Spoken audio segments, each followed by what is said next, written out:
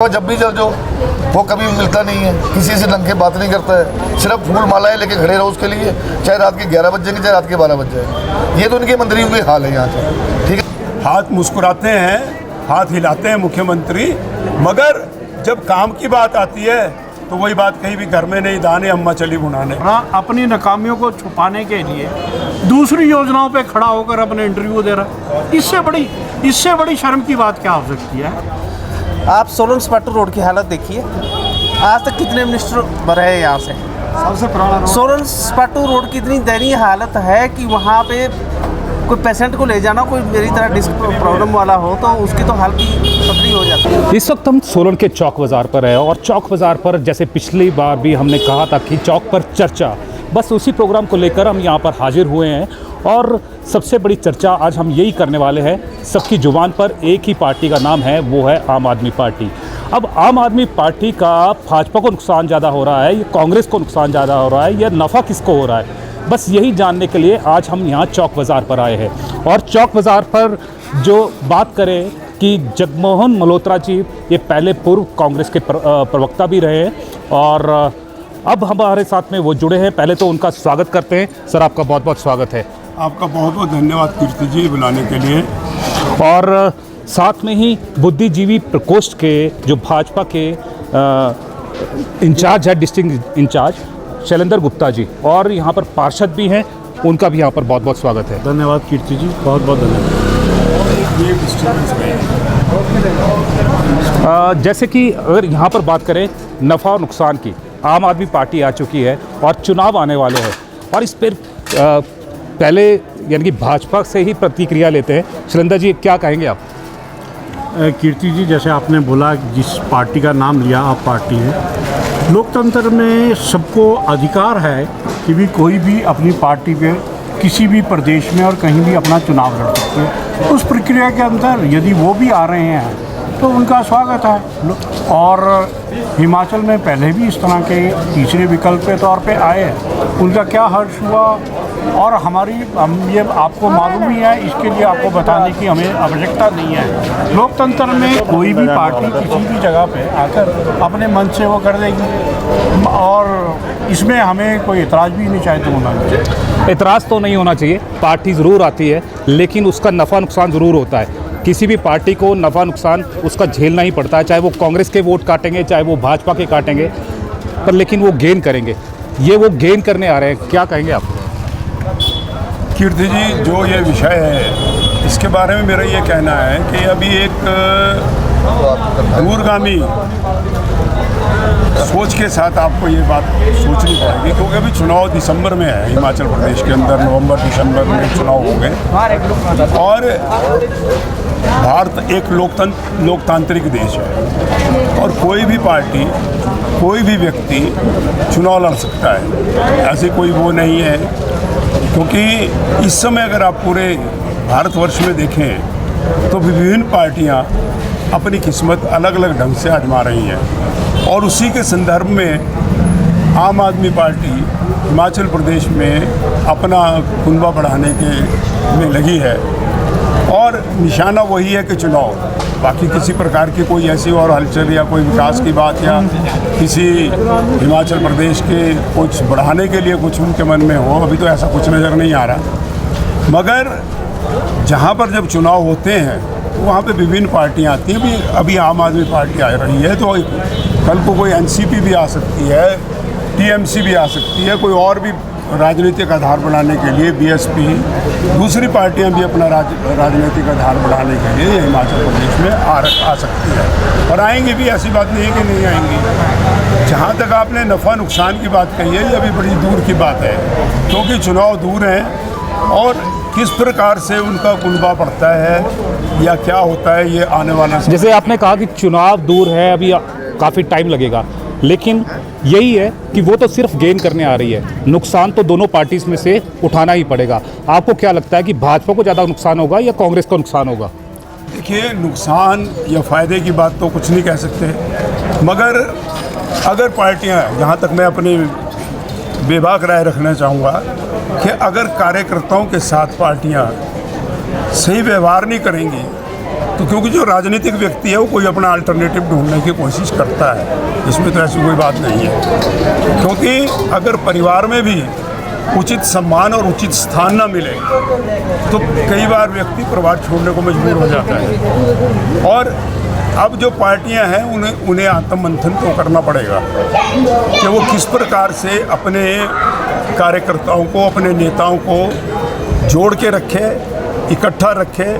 क्योंकि अगर मात्र पार्टियां, जैसे कि अब आप देख लीजिए, चाहे वो किसी पार्टी की बातों में, कल का ही एक उदाहरण दे रहा हूँ कि माननीय स्वास्थ्य मंत्री जी भारतीय जनता पार्टी के मुशीवर में आए थे, वहाँ पे एक कार्यक्रम था और उस कार्यक्रम में स्टेज पे एक नई बात, अनोखी बात हुई कि जैसे ही प्रधान श्री नेकराम ठाकुर जी बोल के हटे, पब्लिक रिलेशन विभाग के दूसरे लोगों ने कुमारी शीला का नाम अनाउंसमेंट किया, मगर जो बीडीसी के चेयरमैन लक्ष्मीदत्त ठाकुर जी थे उनको इग्नोर किया गया। जब वो उठे उन्होंने माइक छीन के अपना भाषण शुरू कर दिया।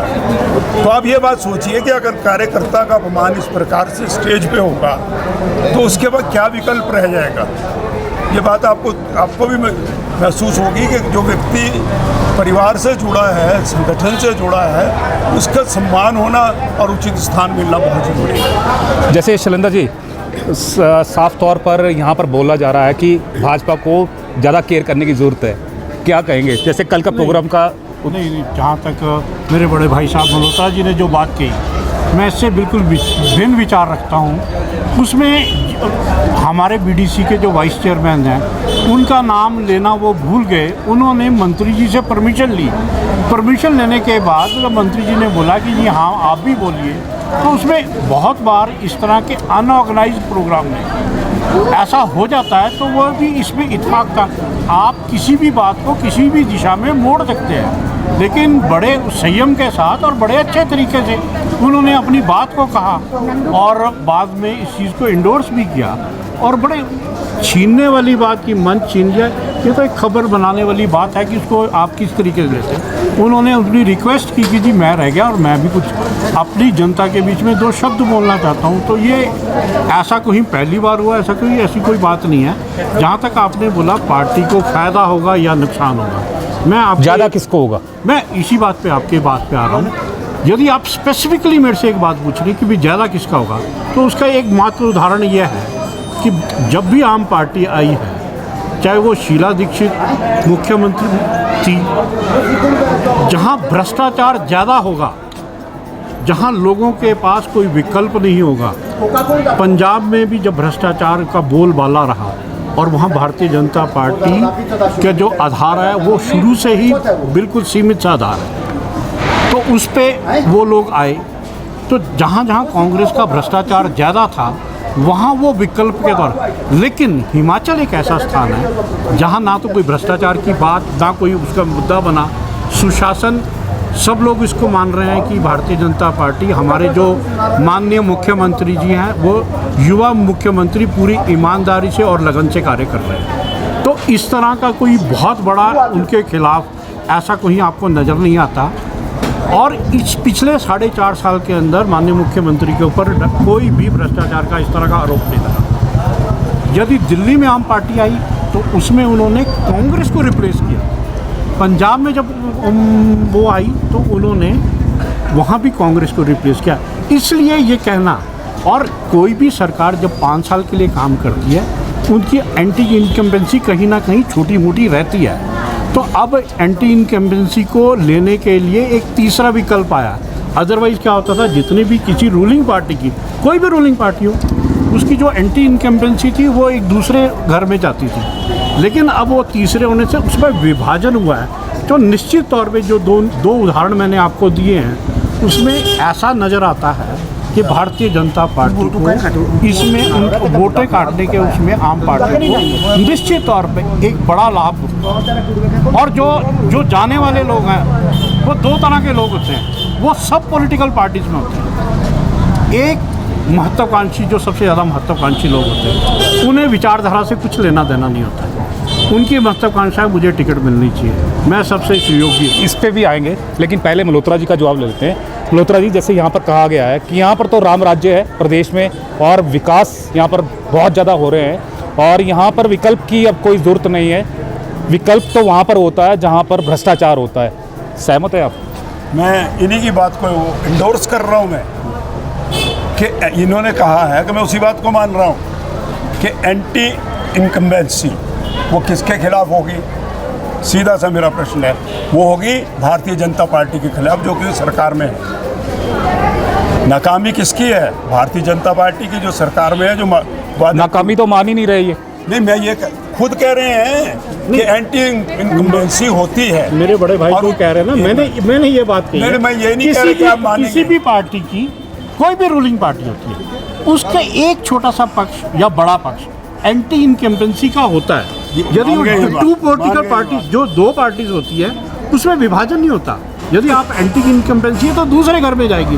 जब 3 प्लेयर्स होंगे तो वो उसमें डिवाइड हो गई। मैंने ये नहीं कहा कि हमारे यहाँ एंटी, लेकिन कोई भी जब 5 साल रूल करता है वो सभी वर्गों को कहीं नहीं कुछ कर सकता, कहीं छोटी मोटी एंटी इनकम्बेंसी। लेकिन ये जो भ्रष्टाचार है, ये मुद्दा नहीं है। मल्होत्रा जी से मैं इन्हीं की बात कह रहा हूँ। मैं खुद अपनी तरफ से नहीं कह रहा। कभी सरकार किसकी है, विरोध किसका होगा, नुकसान किसका होगा, ये बता दें।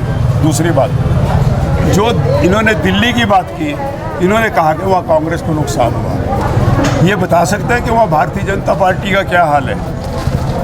बताएं दिल्ली में क्या हाल है। दूसरी बात, फिर आई है पंजाब पे। मैं पंजाब का ही पूछ लेता हूँ कि अकाली और भारतीय जनता पार्टी की सरकार कितनी बार रही, अब क्या हाल है उन दोनों का, बताएं। क्योंकि ये कहना आसान होता है कि भी दूसरी पार्टी को नुकसान होगा और हमें फ़ायदा होगा, ऐसा कुछ नहीं है। क्योंकि नुकसान जब होगा तो सबको होगा, ये बात कोई माने या ना माने। और दूसरी बात जो ये कह रहे हैं कि सरकार से थोड़ी नाराज़गी होती है कि सबकी आशाएं पूरी नहीं कर सकता। मैं तो यहाँ की बात करता हूँ, सोलन की, मैं बात की बात नहीं कर रहा। सोलन जिला के साथ जितना सौतेला व्यवहार भारतीय जनता पार्टी की सरकार में हुआ, आज तक नहीं हुआ। इसके बाद मैं दावे के साथ कहता हूँ, ये भारतीय जनता पार्टी ने सोलन जिला को मात्र राजस्व इकट्ठा करने के लिए, रेवेन्यू इकट्ठा करने के लिए, हम सबसे ज़्यादा टैक्स सोलन जिला के लोग देते हैं भारत सरकार को। और डेवलपमेंट के नाम पे मुख्यमंत्री या कोई दूसरा मंत्री आता क्या किसी चीज़ का उद्घाटन करने, किसी सेमिनार का उद्घाटन करने? कभी वो बताएं कोई किसी और बात के उद्घाटन के लिए भी आए। पीछे जैसे एक बहुत शोर मचा था कि नया हॉस्पिटल बन रहा है, नया हॉस्पिटल बन रहा है, और उस हॉस्पिटल की आज क्या दशा है या उस ज़मीन का क्या हाल है, आप बताएं। 84,000 रुपये सरकार के पास कंटूर प्लान के लिए नहीं थे, अब हालत देखिए। दूसरी बात, ट्रांसपोर्ट नगर बन रहा है सोलन में, कहाँ है? तीसरी बात, शांति बाईपास जो बन रहा था उसको क्यों रुकवाया गया? पूरा पैसा है उसका। चंबा घाट का जो ये फुटपाथ बनना था उसका पूरा पैसा है, वो क्यों रुकवा दिया गया? बताएं तो सही, किया क्या है और रुकवाया क्यों? इसलिए कि क्रेडिट किसी और को ना मिल जाए। बिल्कुल सौतेला व्यवहार है, कोई मंत्री नहीं आता, वो सिर्फ जो भी आएगा उससे पहले नहीं आएगा, जिस दिन उद्घाटन करना हो, कोई सम्मेलन हो, कोई कार्यकर्ताओं को एड्रेस करना, उसके लिए यहाँ पे आते हैं। बाकी सोलन की तरफ कोई ध्यान नहीं है। बिल्कुल सरकार इतना सौतेला व्यवहार कर रही है। चलिए, सोलन के साथ में सौतेला व्यवहार हो रहा है। गुप्ता जी आपके पास आएंगे। यहाँ पर जो लोकल लोग हैं उनसे भी पूछते हैं कि उनका क्या कहना है। सर, क्या कहेंगे आप? जैसे आम आदमी पार्टी आ रही है यहाँ पर, क्या फ़र्क पड़ने वाला है कांग्रेस बीजेपी का, क्या कहेंगे? सबका यही हाल है सर। आम आदमी पार्टी पहले मुफ्त में बांटेगी, जो और स्टेटों में चला है उसका ट्रेंड है आम आदमी पार्टी का भी, कि पहले वो मुफ्त में बांटते फिर वो कटोरा पकड़ के और फिर सेंट्रल गवर्नमेंट के पास खड़े हो जाते हैं। लोग टैक्स पे करते हैं, उसको मुफ्त बांटने लगते हैं। मुफ्त बांटना जो है, मुफ्त होता है किसी गरीब को देना। अगर आप एक अमीर को मुफ्ती बांट रहे हो और गरीब को बांट रहे हो तो उस जनता का टैक्स जो है तो पानी की तरफ। आपको लगता है सोलन से सौतेला व्यवहार हो रहा है? बिल्कुल सर, मैं सहमत हूँ इनके साथ। आप सोलन स्पाटू रोड की हालत देखिए, आज तक कितने मिनिस्टर बने हैं यहाँ से। सबसे पुराना सोलन स्पाटू रोड की इतनी दयनीय हालत है कि वहाँ पे कोई पेशेंट को ले जाना, कोई मेरी तरह डिस्क प्रॉब्लम वाला हो तो उसकी तो हालत पतली हो जाती है। आज तक स्टेट हाईवे के रुक नहीं ले सका। तीन मिनिस्टर रहे हैं। राजीव बिंदल जी रहे हैं, संग्राम सांडल जी है, सहजल जी 2 बार मिनिस्टर रह चुके हैं। और ये बात भी इन्होंने सही कही कि राजस्व इकट्ठा करने के लिए रखा गया है जिला। दुनिया भर का पॉल्यूशन इस ज़िले में, उसको हम लोग झेल रहे हैं। राजस्व सबसे ज़्यादा पूरे स्टेट में सोलन जिला दे रहा है। आपका नाम? बस नाम तो रह नहीं। चलिए नाम गुप्त रखेंगे हम, लेकिन यहाँ पर यह है कि अब गुप्ता जी से पूछते हैं। सर क्या कहेंगे आप इस बारे में? नहीं, देखो, जहाँ तक मल्होत्रा जी ने ये बात बोली हॉस्पिटल की, मैं एक बात पे पूरे विषय में आता हूँ। जहाँ तक हॉस्पिटल की बात की है, हॉस्पिटल यहाँ से चुने हुए 2 बार विधायक रहे और मंत्री भी रहे। उन्होंने अपनी भूमिका में एक बात बता दो, जो ये जो वैश्विक बीमारी आई थी उसमें वो सोलन, जब सारे संगठन, सारे विश्व के संगठन अपने अपने क्षेत्र में काम कर रहे थे, इवन एनजीओ और छोटे छोटे बच्चे भी अपनी भागीदारी किसी ना किसी तरीके से लें। हमारे वे चुने हुए विधायक उन दिनों में एक बार भी सोलन में आकर यहाँ खड़े नहीं हुए। यदि ये कहते यहाँ काम नहीं हुआ, मैं आपके दिमाग में पहली बात डालता हूँ, 31 करोड़ रुपया जिस हॉस्पिटल की ये बात कर रहे हैं, 31 करोड़ रुपया उसका हॉस्पिटल का बनने के लिए आ चुका है और उसकी शायद उसका जो ठेका है वो भी हो चुका है। और मैं ये पूछता हूँ, यदि हॉस्पिटल की इतनी बड़ी रिक्वायरमेंट थी तो इनके यहाँ मंत्री रहे, इतने सीनियर मिनिस्टर भी रहे, तो उन्होंने तो कभी इस बात पर 10 साल से वो इसमें है, 10 साल वो सांसद रहे।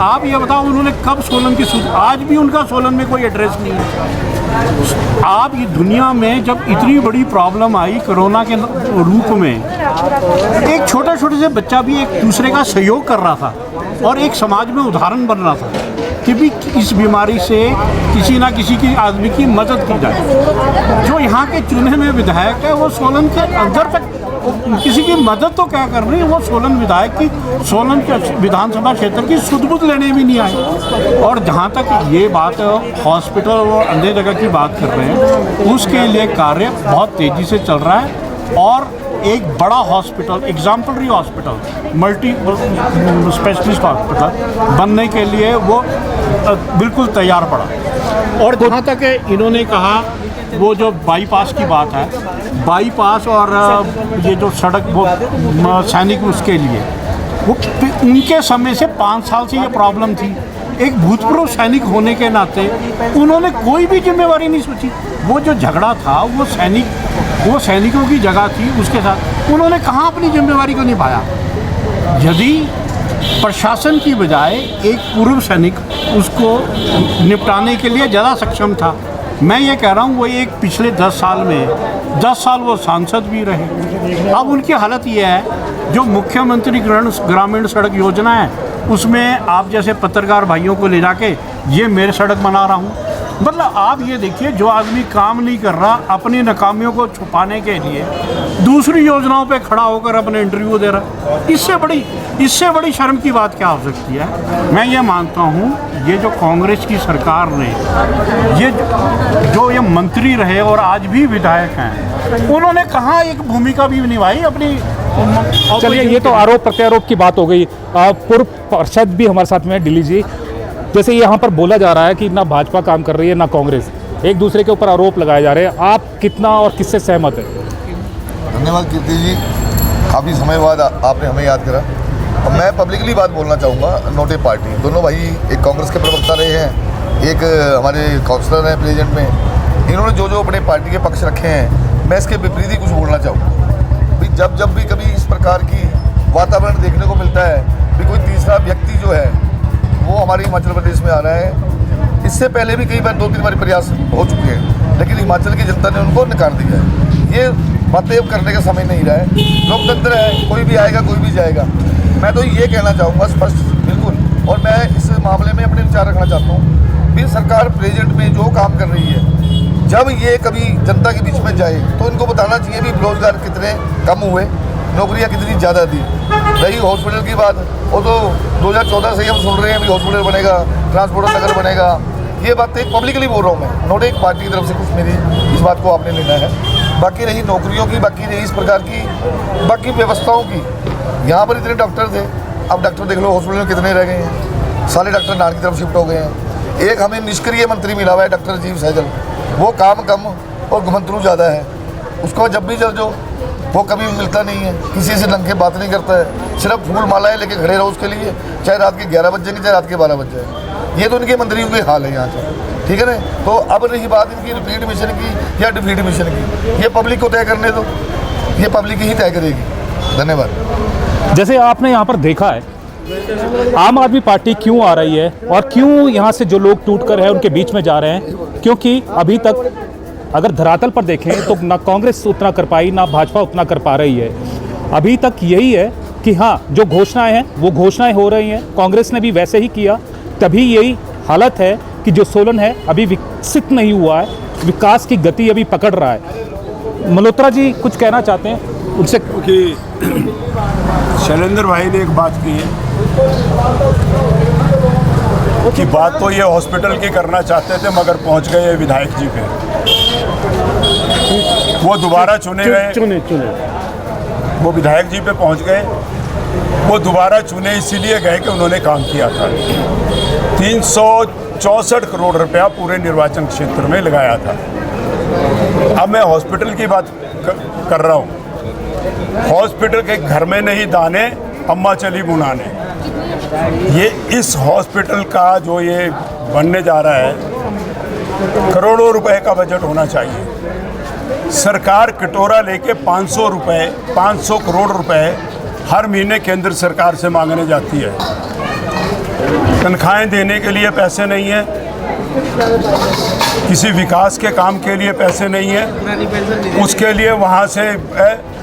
और अब वो पेंशनधारी चीख रहे थे विधानसभा के बाहर कि हमारी पुरानी पेंशन बहाल करें, वो भी नहीं हुई। और मुख्यमंत्री सिर्फ मुस्कुरा के, हाथ हिला के, मैं कोई और व्यक्तिगत कोई और वैसी बात नहीं करना, अच्छे लोग, अच्छे आदमी हैं, हाथ मुस्कुराते हैं, हाथ हिलाते हैं मुख्यमंत्री, मगर जब काम की बात आती है तो वही बात कहीं भी घर में नहीं दाने, अम्मा चली बुनाने। ये जो हॉस्पिटल बन रहा है ये कब से सुन रहे हैं, कब बनेगा? इस चक्कर में क्या हुआ कि जो ये हमारा अपना हॉस्पिटल था इसका भी बेड़ा गर्क हो गया। क्यों? क्या जी अब पैसा लगेगा वहाँ, यहाँ कुछ नहीं होगा, वहाँ पैसा ना वहाँ लग रहा है ना यहाँ कुछ हो रहा है। सोलन की जनता तो बिल्कुल दो पार्टों की चक्की की दो पार्टों में पिस रही है। और सबसे बड़ी बात जो इन्होंने शांति बाईपास की बात की, उसके लिए पूरा पैसा विधायक जी ने मंजूर करवाया था, मगर अब रोका हुआ किसने? भारतीय जनता पार्टी की सरकार ने 4 साल से उसे बनने नहीं दे रही। और दूसरी बात जो इन्होंने चंबा घाट के पैदल मार्ग की इन्होंने कहा कि सरकार कुछ नहीं कर सकती है, भूतपूर्व सैनिकों की बात कर सकता है। भूतपूर्व सैनिक कुछ नहीं कर सकता, सरकार के तौर पे बात होगी। मगर उसके बारे में ये मैं कहना चाहूँगा कि हमारे विधायक ने बड़ी मेहनत के साथ, रक्षा विभाग के साथ, पूरे तालमेल के साथ वहाँ पे डिफेंस की जगह ट्रांसफ़र करवाई थी और वो नगर परिषद को गई। उसका भी पूरे का पूरा पैसा पड़ा है, आ गया हुआ है, क्योंकि वो भी बेकार हो रहा है और वहाँ पे कुछ सरकार बनाने। चलिए इस पे भी जो जवाब है हम लेंगे, लेकिन जो आम एक छोटी सी बात जो आपने बात की, और नगर निगम, मुझे मल्होत्रा जी ये बताएंगे नगर निगम किसकी है, नगर निगम में मेयर कौन है।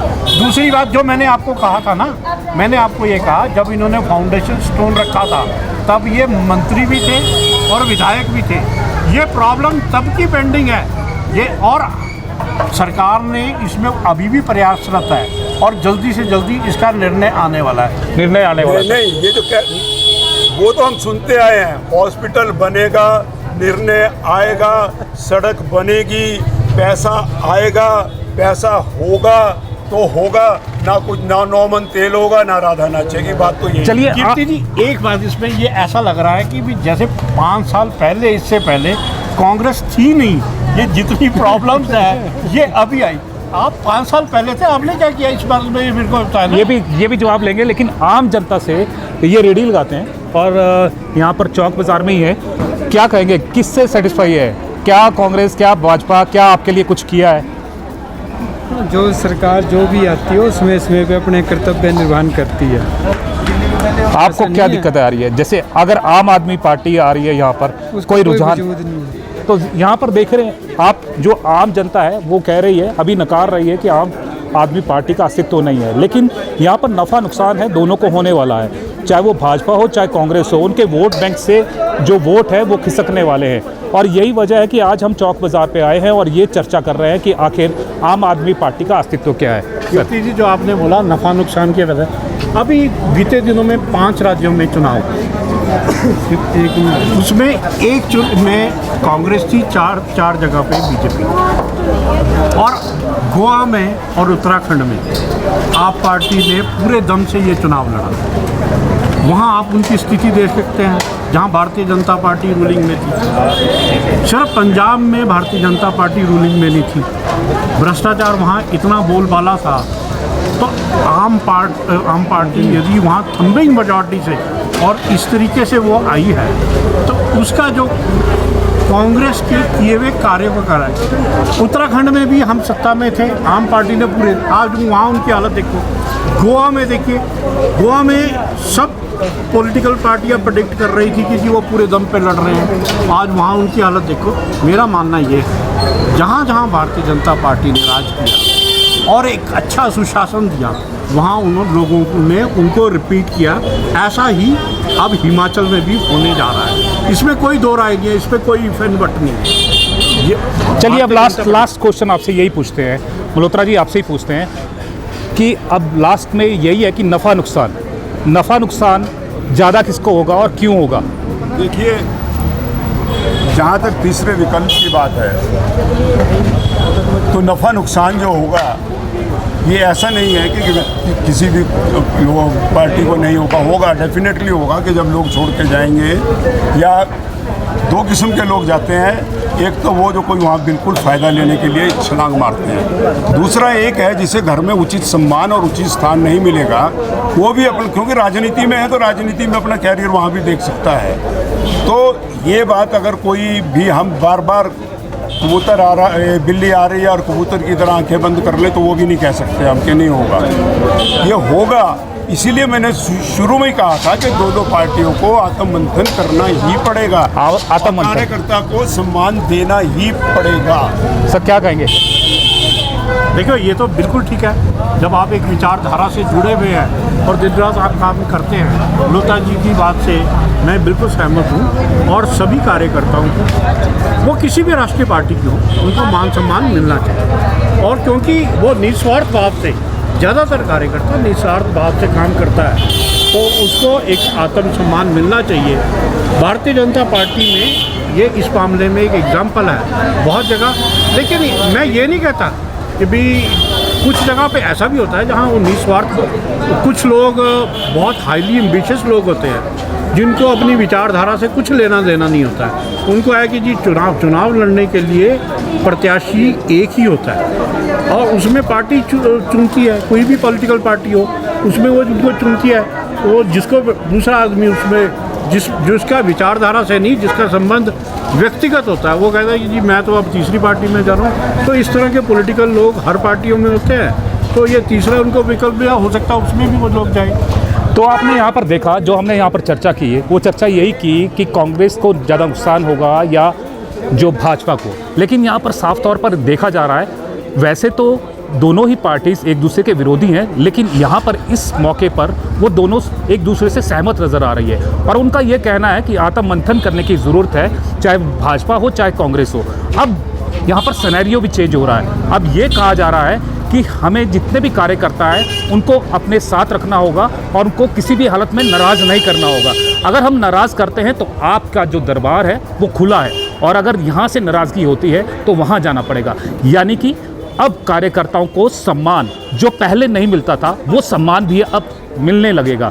और साथ में ये है कि विकास दोनों पार्टीज़ को करना पड़ेगा, चाहे वो कहीं पे भी बैठी हो। अगर वो विकास नहीं करती है और लोगों को नहीं दिखाई देगा, तो आम आदमी पार्टी जैसे पंजाब में कामयाब हुई है, दिल्ली में कामयाब हुई है, वो दिन दूर नहीं है कि वो हिमाचल में भी कामयाब हो जाएगी। लेकिन इसमें यही है, जैसे मल्होत्रा जी ने कहा और सुरेंद्र गुप्ता जी ने कहा कि यहाँ पर आत्म मंथन की ज़रूरत है और एक पूरी प्लानिंग की ज़रूरत है। अगर आम आदमी पार्टी को यहाँ पर भगाना है तो अब देखना यही होगा कि दोनों पार्टीज़ में से जो ये कह रहे हैं कितने लोग कामयाब होते हैं और कितने लोगों को नाराज़ होने से बचाते हैं, ताकि जो आम आदमी पार्टी है यहाँ पर एस्टेब्लिश ना हो। कैमरामैन सन्नी के साथ कीर्ति कौशल, सोलन टुडे, चौक बाजार।